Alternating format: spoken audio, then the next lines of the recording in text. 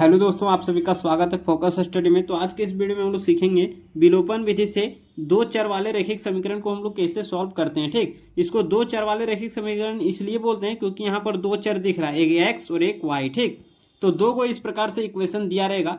पहला को मान लेना है इक्वेशन नंबर 1 और दूसरा को मान लेना है इक्वेशन नंबर 2। ठीक, अब हमेशा यही प्रयास करना है। क्या प्रयास करना है कि या तो y का गुणज यानी y के आगे वाला दोनों सेम हो जाए, या तो फिर x के आगे वाला दोनों सेम हो जाए। जैसे यहाँ 3 है, यहाँ कितना है 2 है, तो हमेशा प्रयास करना है कि दोनों का गुणज सेम होना चाहिए। ठीक, दोनों का गुणज सेम होना चाहिए, तभी उसको हम लोग विलोपन विधि से बना सकते हैं। ठीक, तो हम क्या करते हैं, यहाँ है 4, हम सोच रहे हैं कि इसको 4 बना सकते हैं कैसे।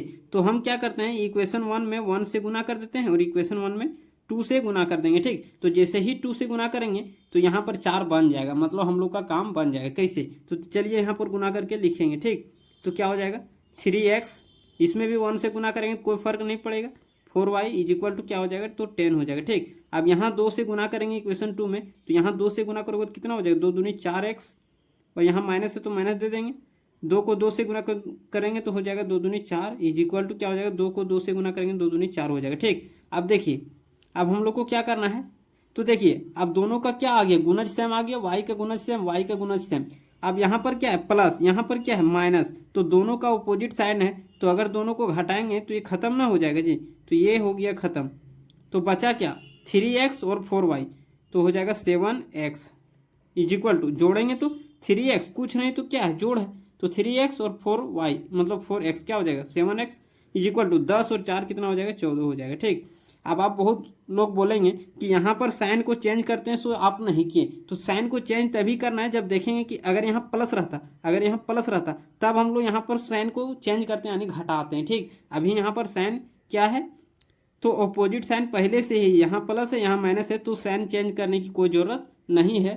तो उम्मीद करते हैं बात समझ में आ गया होगा। ठीक, अब 7x बराबर इतना आया, तो यहाँ से x बराबर निकालेंगे, तो यहाँ पर 7 गुना में है, तो अगर इधर आएगा तो क्या हो जाएगा भागा में हो जाएगा। ठीक, तो देखिए कटेगा तो काट दीजिए, 7 दूनी 14, यानी x बराबर कितना आ गया 2 आ गया। ठीक, तो x का मान 2 आ गया, तो अब क्या करना है, तो ये x का मान जो 2 आया किसी भी एक इक्वेशन में रख दीजिए, या तो इक्वेशन 1 में या तो इक्वेशन 2 में, हम लोग का y का मान आ जाएगा। ठीक, तो हम यहाँ पर क्या लिखते हैं कि x का मान समीकरण किस में रख दे, तो 1 ही में रख देते हैं, समीकरण 1 में रखने पर। ठीक, आप किसी में भी रख सकते हो, कोई दिक्कत नहीं होता है। ठीक, दोनों में रखोगे तो मान ही सेम आएगा। ठीक, चलिए इसमें रखते हैं, तो 3 इंटू एक्स के जगह रखेंगे मान। ठीक, एक्स की जगह क्या रखना है 2 रखना है। ठीक, और प्लस में 4y इज इक्वल टू क्या, तो 10। ठीक,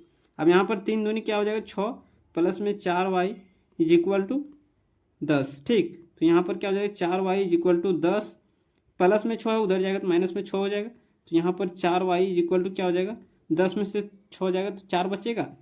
y बराबर क्या हो जाएगा 4 इधर गुना में इधर आ जाएगा भागा में हो जाएगा। ठीक, तो 4/4 यानी कटेगा तो कितना आ जाएगा 1 आ जाएगा। ठीक, तो y बराबर क्या आ गया 1 आ गया।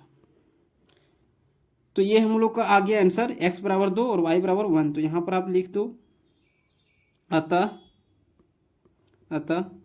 x बराबर 2 और y बराबर 1। तो ये हम लोग का हो गया आंसर। तो एक बार और हम रिकॉल कर देते हैं। ठीक, सबसे पहले क्या करना है, जो दो इक्वेशन दिया रहेगा उसको मानना है इक्वेशन नंबर 1, दूसरा को मानना है इक्वेशन नंबर 2। ठीक, अब हमेशा प्रयास करना है कि y के गुणज सेम हो जाए। ठीक, तो यहाँ 4 था, तो हम सोचें कि इसको 4 बनाने के लिए क्या करना पड़ेगा, तो 2 से गुना करना पड़ेगा। तो जैसे ही 4 बन गया तो ऊपर नीचे सेम हो गया, तो जब ऊपर नीचे सेम हो गया और अपोजिट साइन है तो कट जाएगा, है ना। जैसे यहाँ पर अगर बताएं, जैसे इधर हम आपको बता देते हैं। ठीक, 2 और -2 तो क्या हो जाएगा कट जाएगा, क्यों, क्योंकि दोनों का अपोजिट साइन है, ये प्लस में है ये क्या है माइनस में, तो यदि दोनों का अपोजिट साइन रहता है तो कट जाता है। ठीक, वही अगर यहाँ पर प्लस रहता, वही अगर यहाँ क्या रहता तो प्लस रहता, तो हम लोग यहाँ पर माइनस करते। ठीक, माइनस कर देते हैं, यानी अपोजिट साइन कर देते हैं। तो चलिए उम्मीद करते हैं समझ में आ गया होगा। तो अगर समझ में आ गया तो लाइक कर दीजिए और अपने दोस्तों के पास भी शेयर कर दीजिए, और चैनल पर नहीं होंगे तो चैनल को सब्सक्राइब भी कर लीजिएगा। ठीक है, तो तब तक के लिए आप लोग पढ़ते रहिए, मिलते हैं अगले वीडियो में।